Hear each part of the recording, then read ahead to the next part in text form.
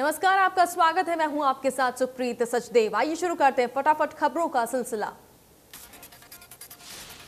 विधानसभा के बजट सत्र के तीसरे दिन धर्मांतरण पर रोक लगाने के लिए विधेयक सदन में पेश किया गया।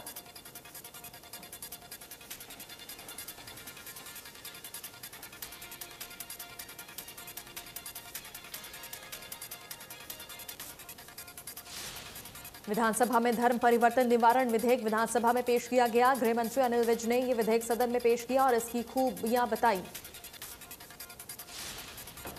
अनिल विज ने कहा कि नए विधेयक में जबरन धर्मांतरण करने वालों को 10 साल तक की सजा का प्रावधान है। इस विधेयक में सजा का प्रावधान 3 अलग श्रेणियों में किया गया है।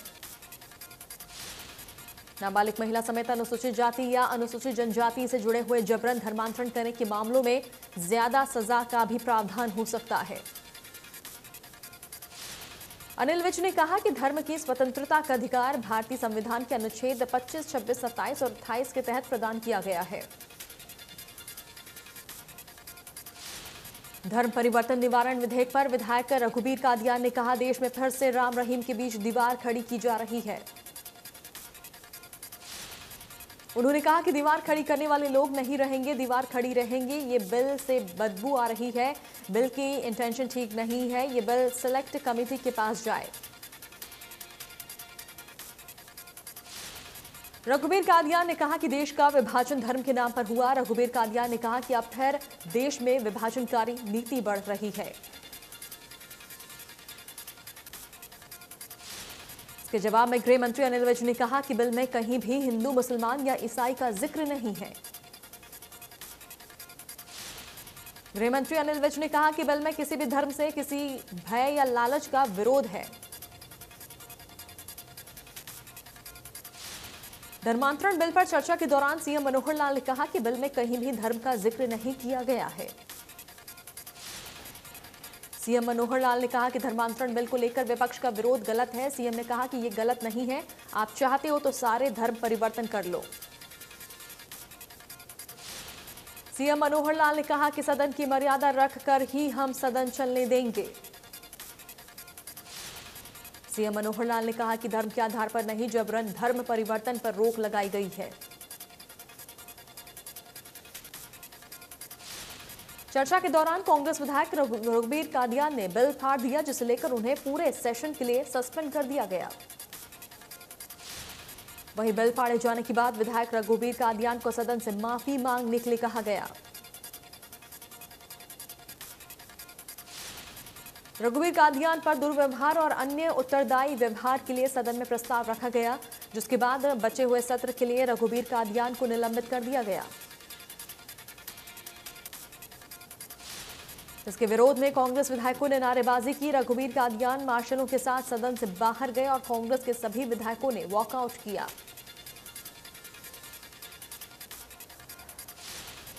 फरीदाबाद एनआईटी से कांग्रेस विधायक नीरज शर्मा ने सदन में खनन विभाग में सरकार द्वारा तैयार की गई एक मुश्त निपटान योजना का ब्यौरा मांगा। नीरज शर्मा ने पूछा कि हरियाणा में खनन विभाग में एक मुश्त निपटान राशि योजना का कितना लोगों ने लाभ लिया और व्यापारियों की ओर कितनी राशि बकाया है। इसका जवाब खनन मंत्री मूलचंद शर्मा ने दिया। इस दौरान खनन को लेकर दोनों में तीखी बहस भी देखने को मिली। मूलचंद शर्मा ने कहा कि अब तक 168 मामलों की जांच की गई है और कुल बकाया राशि 811 करोड़ है।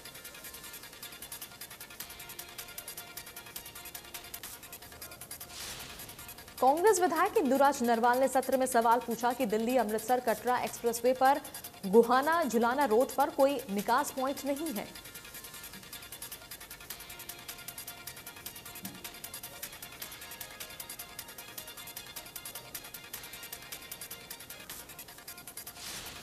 डिप्टी सीएम ने जवाब दिया कि नए एंट्री एग्जिट पॉइंट की ये बात है, सभी एंट्री एग्जिट पॉइंट्स हरियाणा में अवेलेबल है। ये स्टेट हाईवे है। एग्जिट 35 और 55 पर एंट्री एग्जिट पॉइंट है। अगर फ्यूचर में ट्रैफिक को देखते हुए जरूरत पड़ी तो इसे और बढ़ाया जाएगा। विधानसभा के बजट सत्र के तीसरे दिन कांग्रेस विधायक गीता भुक्कल ने पूछा कि राज्य में नए सरकारी नर्सिंग महाविद्यालय के निर्माण का कोई प्रस्ताव है या नहीं। गीता भुक्कल के पूछे गए सवाल के जवाब में अनिल विज ने कहा कि हमने 3 खोले हुए हैं और 6 नर्सिंग कॉलेज बन हैं जिनका जल्द ही उद्घाटन होगा। विज ने कहा कि हमें एक कमरे वाली नर्स नहीं चाहिए, हम चाहते हैं कि मेडिकल कॉलेज में हर जिले में खुले, नर्सिंग स्कूल खुले, हम इनको इजाजत देना चाहते हैं, हमें कोई ऐतराज नहीं है। साथ ही अनिल विज ने बताया कि हमने नर्सिंग पॉलिसी बनाई है। एक कमरे में नर्सिंग कॉलेज चल रहे थे जहां नर्स ना टेम्परेचर चेक कर पाती थी, ना ही टीका लगा पाती थी। कांग्रेस विधायक शमशेर गोगी ने विधानसभा में उठाया करनाल जींद हाईवे पर ट्रॉमा सेंटर या 100 बेड के अस्पताल का मुद्दा। सवाल का जवाब देते हुए स्वास्थ्य मंत्री अनिल विज ने कहा कि हाईवे पर 50 बिस्तर के ट्रॉमा सेंटर का दर्जा बढ़ाकर 100 बिस्तर का प्रस्ताव विचाराधीन है, जिसमें ट्रॉमा केयर सुविधा भी होगी। विधानसभा के बाहर अपने हलके की सड़क को 4 लेन करवाने की मांग, फिरोजपुर झिरका के कांग्रेस विधायक मामन खान धरने पर बैठे। विधायक मामन खान ने कहा, लंबे समय से सड़क को 4 लेन करवाने की मांग की जा रही है, लेकिन मांग पर कोई ध्यान नहीं दिया जा रहा।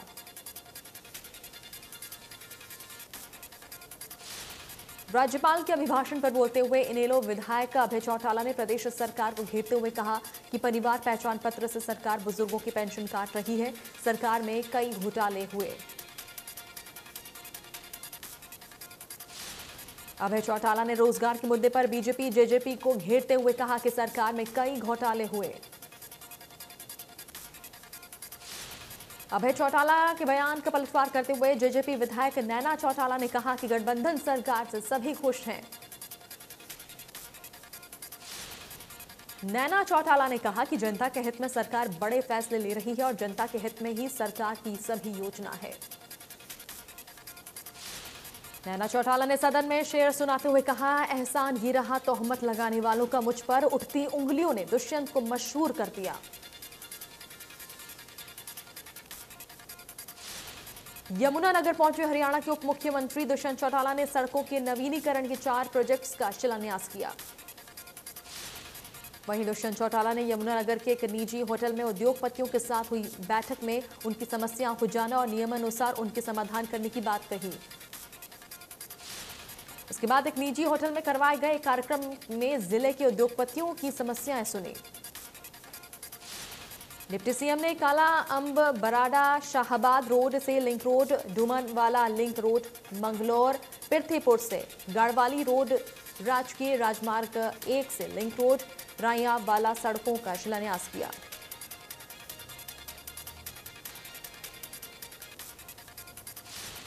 डिप्टी सीएम ने इस दौरान कहा कि सरकार ने प्रदेश की सभी औद्योगिक इकाइयों में प्रदेश के युवाओं को 75% रोजगार देने का नियम बनाया है।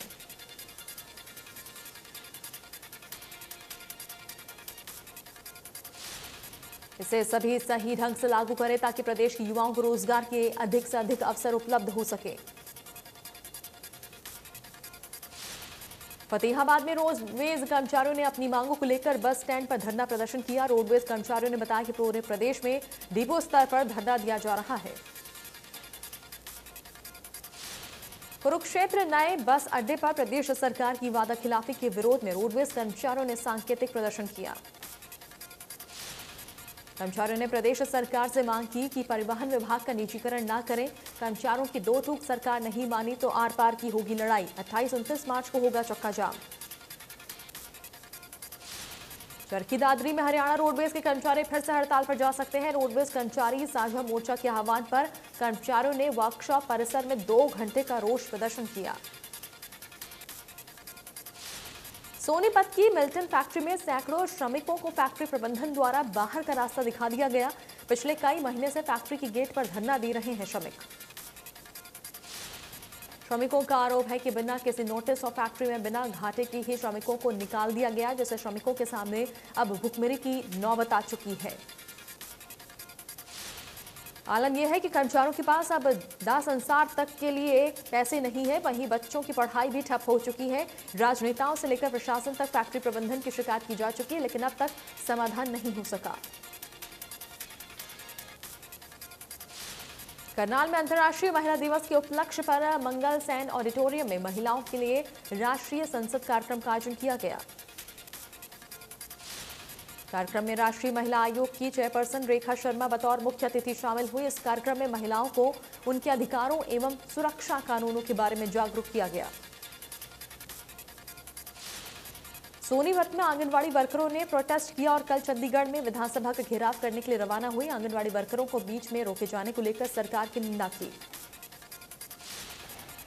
आंगनवाड़ी वर्करों ने ऐलान किया है कि कल सभी एसपी कार्यालय का घेराव किया जाएगा और 8 मार्च को महिला दिवस पर पूरे देश भर में प्रोटेस्ट होगा।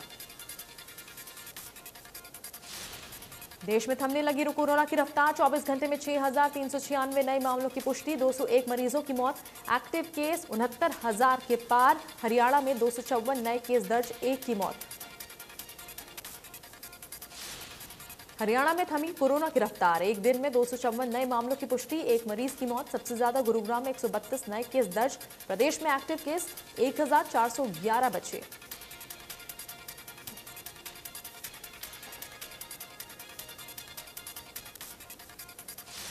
गुरुग्राम में दूध, पनीर और घी में मिलावट करने वालों पर नकेल कसते हुए आज सीएम फ्लाइंग स्क्वाड ने 3 डेयरियों पर छापा मारा।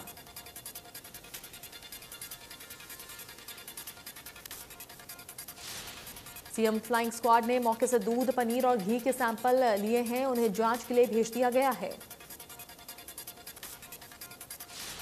सोनीपत में सीएम फ्लाइंग टीम की छापेमारी। यूपी से दूध लेकर आने वाले वाहनों की जांच हुई। जांच के दौरान वाहनों में लाए जा रहे दूध के सैंपल लिए गए। यूपी से हरियाणा में दूध, पनीर और मावा लाया जाता है और सोनीपत के मिष्ठान भंडारों में सप्लाई होती है। सीएम फ्लाइंग टीम को कई दिन से शिकायत मिल रही थी, जिसके बाद डीएसपी के नेतृत्व में छापेमारी की गई। रिपोर्ट आने के बाद क्वालिटी को लेकर खुलासा होगा। सोनीपत के फिरोजपुर, बांगर, खरखोदा में सीएम फ्लाइंग की टीम ने देर रात छापेमारी की, जहां मौके पर टीम ने डीजल के बड़े भंडार का खुलासा किया है। खरखौदा के फिरोजपुर की एक फैक्ट्री में पिछले करीब 3 सालों से अवैध रूप से चल रही थी। प्रशासन को भनक तक नहीं लगी। यही नहीं, कंपनी के पास किसी तरह को मौके पर लाइसेंस और स्टॉक भी नहीं मिला। 12 टैंकों में तेल मिला जो ज्वलनशील है। अगर हादसे होने लगे तो धमाकों में ये फैक्ट्री ही नहीं, आसपास की कई इंडस्ट्रियां और अन्य क्षेत्रों को भी दहला सकते हैं। यहां पर भारी तबाही हो सकती थी। अब अधिकारी ये कहकर पल्ला झाड़ रहे हैं कि इस मामले में उनकी खास कार्रवाई नहीं बनती, जबकि वहां पर ग्रामीण कह रहे थे कि यहां इस तरह से दर्जनों अवैध फैक्ट्री चली हुई है। चरखी दादरी में जीएसटी टीम द्वारा शहरी क्षेत्र में मालवाहक वाहनों को रुकवाकर कागजात की जांच के दौरान टीम ने एक कंटेनर को रुकवाया तो उसमें सवार लोग उतरकर भाग गए। कंटेनर की जांच के दौरान उसमें अंग्रेजी शराब की पेटियां भरी मिली। टीम ने कंटेनर को सिटी पुलिस के हवाले कर दिया। पुलिस जांच के दौरान उसमें 465 पेटी अवैध अंग्रेजी शराब बरामद हुई। लाखों रुपए की अवैध शराब मामले में पुलिस ने अज्ञात के खिलाफ केस दर्ज करते हुए जांच शुरू कर दी है। सिटी पुलिस थाना प्रभारी वीर सिंह ने बताया कि अवैध शराब को लेकर जिला पुलिस भी लगातार छापेमारी कर रही है। जीएसटी की टीम द्वारा जांच के दौरान कंटेनर को काबू करते हुए सिटी पुलिस के हवाले किया गया। फरीदाबाद विजिलेंस विभाग ने फूड एंड सेफ्टी विभाग में तैनात क्लर्क लाइसेंस देने की एवज में 5,000 रिश्वत की मांग कर रहा था। इसके बाद विजिलेंस विभाग ने जाल बिछाकर इस क्लर्क को रंगे हाथों 5,000 रुपए रिश्वत लेते गिरफ्तार किया। फिलहाल विभाग ने क्लर्क के खिलाफ मामला दर्ज कर आगे की कार्रवाई में जुट गई है। पंचायत विभाग के नियमों को ताक पर रखकर फंड में करीब 2 करोड़ 45 लाख रुपए का गबन का मामला सामने आया है। बाड्रा के तत्कालीन ग्राम सचिव द्वारा 1 करोड़ 65 लाख और बीडीपीओ द्वारा 80 लाख रुपए की धोखाधड़ी के बारे में दी गई 2 शिकायतों पर पुलिस ने एफआईआर दर्ज की। प्राथमिक जांच में 37 चेक पर बीडीपीओ के फर्जी हस्ताक्षर करके पंचायत के खातों से राशि निकाली गई है। वहीं दूसरी ओर डीसी प्रदीप गुदारा ने ग्राम सचिव को निलंबित कर दिया। सोनीपत में खालिस्तानी सागर और सुनील का आज रिमांड पूरा हो गया है। दोनों को पंचकुला के स्पेशल कोर्ट में पेश किया गया। वहीं रिमांड अवधि के दौरान सागर से नकली आधार कार्ड और ड्राइविंग लाइसेंस के अलावा लैपटॉप और प्रिंटर बरामद किया है। इनके साथी को भी गिरफ्तार कर जेल भेज दिया। रिमांड के दौरान विदेशों में बैठे आतंकवादियों द्वारा इनके बैंक खाते में पैसे और हथियार देने में कई नाम सामने आए हैं। सभी से पूछताछ की जाएगी।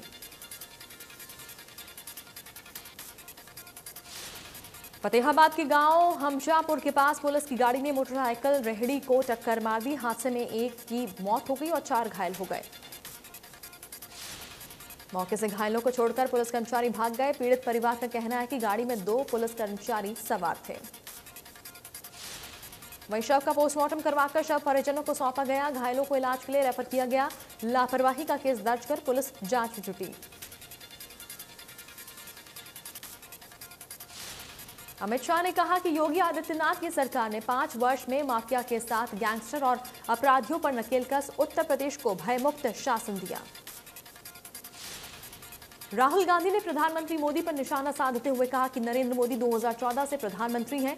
उन्होंने रोजगार, 2 करोड़ नौकरियां, किसानों की आय दोगुनी करना, काला धन खत्म करने का वादा किया। राहुल ने कहा, यहां सिर्फ धन पर वोट नहीं लिया जा रहा, यहां पर झूठ पर वोट लिया जा रहा है। मैं मर जाऊंगा लेकिन आपसे कभी नहीं कहूंगा कि आपके अकाउंट में 15 लाख डाल दूंगा। यूक्रेन में रूस के हमले लगातार 9वें दिन भी जारी है। राजधानी कीव के अलावा खार्किव सहित कुछ बड़े शहरों में रूसी सेना मिसाइलें दाग रही है। यूक्रेन के एनहरोदर शहर में स्थित यूरोप के सबसे बड़े परमाणु ऊर्जा संयंत्र में रूसी बमबारी से आग लग गई। प्लांट की टीम आग बुझाने में जुटी है। इसी बीच रूसी सेना ने यूक्रेन के एक प्रमुख बंदरगाह पर नियंत्रण कर लिया। देश को उसकी तटरेखा से अलग करने के प्रयासों के तहत एक अन्य की घेराबंदी कर ली। अमेरिका के बाइडेन प्रशासन ने रूस के राष्ट्रपति व्लादिमीर पुतिन के करीबी कुछ लोगों पर नए प्रतिबंधों की घोषणा की।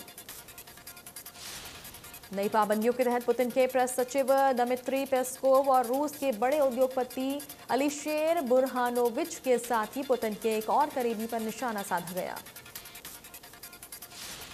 अमेरिका के विदेश विभाग ने घोषणा भी की कि वो 19 रूसी कारोबारियों और उनके परिजनों तथा संबंधियों पर वीजा पाबंदी लगा रहा है।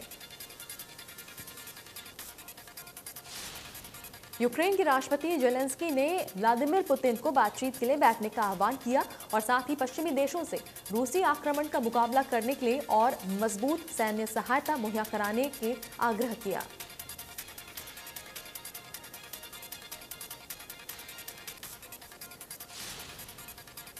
यूक्रेन में भारतीय दूतावास ने खार्किव में सभी भारतीय नागरिकों को तत्काल एक ऑनलाइन फॉर्म भरने की सलाह दी।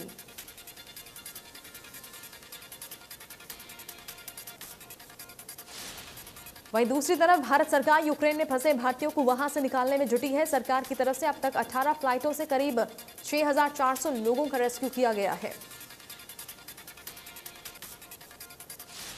यूक्रेन और रूस के बीच छिड़े भीषण युद्ध के दौरान भारतीय छात्र छात्राएं बम धमाकों के बीच फंसे हुए हैं।